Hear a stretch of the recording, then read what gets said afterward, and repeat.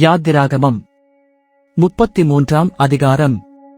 கர்த்தர் மோசேயை நோக்கி, நீயும் எகிப்து தேசத்திலிருந்து நீ அழைத்துக் கொண்டு வந்த ஜனங்களும் இவ்விடத்தை விட்டு புறப்பட்டு உன் சந்ததிக்கு கொடுப்பேன் என்று நான் ஆபிரகாமுக்கும் ஈசாக்குக்கும் யாக்கோபுக்கும் ஆணையிட்டுக் கொடுத்த பாலும் தேனும் ஓடுகிற தேசத்துக்குப் போங்கள். நான் ஒரு தூதனை உங்களுக்கு முன்பாக அனுப்பி கானானியனையும் எமோரியனையும் ஏத்தியனையும் பெரிசியனையும் ஏவியனையும் எபூசியனையும் துரத்திவிடுவேன். ஆனாலும் வழியிலே நான் உங்களை நிர்மூலம் பண்ணாதபடிக்கு நான் உங்கள் நடுவே செல்ல மாட்டேன், நீங்கள் வணங்கா கழுத்துள்ள ஜனங்கள் என்றார். துக்கமான இவ்வார்த்தைகளை ஜனங்கள் கேட்டபோது ஒருவரும் தங்கள் ஆபரணங்களை போட்டுக் கொள்ளாமல் திக்கித்துக் கொண்டிருந்தார்கள். ஏனென்றால் நீங்கள் வணங்கா கழுத்துள்ள ஜனங்கள், நான் ஒரு நிமிஷத்தில் உங்கள் நடுவில் எழும்பி உங்களை நிர்மூலம் பண்ணுவேன். ஆகையால் நீங்கள் போட்டிருக்கிற உங்கள் ஆபரணங்களை கழற்றி போடுங்கள், அப்பொழுது நான் உங்களுக்கு செய்ய வேண்டியதை அறிவேன் என்று இஸ்ரவேல் புத்திரருக்குச் சொல் என்று கர்த்தர் மோசேயோடே சொல்லியிருந்தார். ஆகையால் இஸ்ரவேல் புத்திரர் ஓரேப் மலையருகே தங்கள் ஆபரணங்களை கழற்றி போட்டார்கள். மோசே கூடாரத்தை பெயர்த்து அதை பாளையத்துக்கு புறம்பே தூரத்திலே போட்டு அதற்கு ஆசரிப்பு கூடாரம் என்று பெயரிட்டான். கர்த்தரை தேடும் யாவரும் பாளையத்துக்கு புறம்பான ஆசரிப்பு கூடாரத்துக்கு போவார்கள்.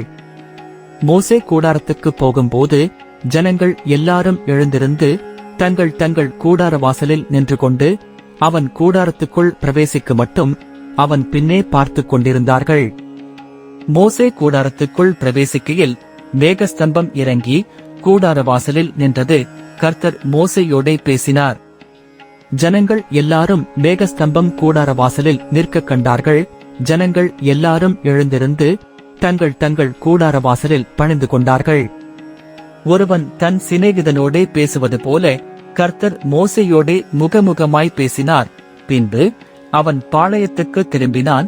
நூனின் குமாரனாகிய யோசுவா என்னும் அவனுடைய பணிவிடைக்காரனாகிய வாலிபன் ஆசரிப்பு கூடாரத்தை விட்டு பிரியாதிருந்தான். மோசே கர்த்தரை நோக்கி, தேவரீர் இந்த ஜனங்களை அழைத்துக் கொண்டு போ என்று சொன்னீர், ஆகிலும் என்னோடே கூட இன்னாரை அனுப்புவேன் என்பதை எனக்கு நீர் அறிவிக்கவில்லை. என்றாலும் உன்னை பேர் சொல்லி அழைத்து அறிந்திருக்கிறேன் என்றும் என் கண்களில் உனக்கு கிருபை கிடைத்தது என்றும் தேவரீர் சொன்னதுண்டே. உம்முடைய கண்களில் இப்பொழுது எனக்கு கிருபை கிடைத்ததானால் நான் உம்மை அறிவதற்கும் உம்முடைய கண்களில் எனக்கு கிருபை கிடைப்பதற்கும் உம்முடைய வழியை எனக்கு அறிவியும். இந்த ஜாதி உம்முடைய ஜனமென்று நினைத்தருளும் என்றான்.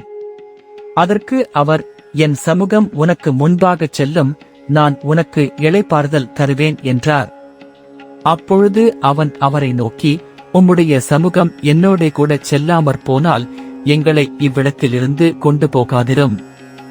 எனக்கும் உமது ஜனங்களுக்கும் உம்முடைய கண்களிலே கிருபை கிடைத்ததென்பது எதனால் அறியப்படும்? நீர் எங்களோடே வருவதனால் அல்லவா? இப்படியே பூமியின் மேலுள்ள ஜனங்கள் எல்லாரிலும் நானும் உம்முடைய ஜனங்களும் விசேஷித்தவர்கள் என்று விளங்கும் என்றான். அப்பொழுது கர்த்தர் மோசேயை நோக்கி, நீ சொன்ன இந்த வார்த்தையின்படியே செய்வேன். என் கண்களில் உனக்கு கிருபை கிடைத்தது, உன்னை பேர் சொல்லி அழைத்து அறிந்திருக்கிறேன் என்றார். அப்பொழுது அவன், உம்முடைய மகிமையை எனக்கு காண்பித்தருளும் என்றான். அதற்கு அவர், என்னுடைய தயையை எல்லாம் நான் உனக்கு முன்பாக கடந்து போக பண்ணி கர்த்தருடைய நாமத்தை உனக்கு முன்பாக கூறுவேன். எவன் மேல் கிருபையாயிருக்க சித்தமாயிருப்பேனோ அவன் மேல் கிருபையாயிருப்பேன், எவன் மேல் இரக்கமாயிருக்க சித்தமாயிருப்பேனோ அவன் மேல் இரக்கமாயிருப்பேன் என்று சொல்லி, நீ என் முகத்தை காண மாட்டாய், ஒரு மனுஷனும் என்னை கண்டு உயிரோடிருக்க கூடாது என்றார். பின்னும் கர்த்தர், இதோ என் அண்டையில் ஒரு இடம் உண்டு, நீ அங்கே கன்மலையில் நில்லு. என் மகிமை கடந்து போகும்போது நான் உன்னை அந்த கன்மலையின் வெடிப்பிலே வைத்து நான் கடந்து போக மட்டும் என் கரத்தினால் உன்னை மூடுவேன். பின்பு என் கரத்தை எடுப்பேன், அப்பொழுது என் பின்பக்கத்தை காண்பாய், என் முகமோ காணப்படாது என்றார்.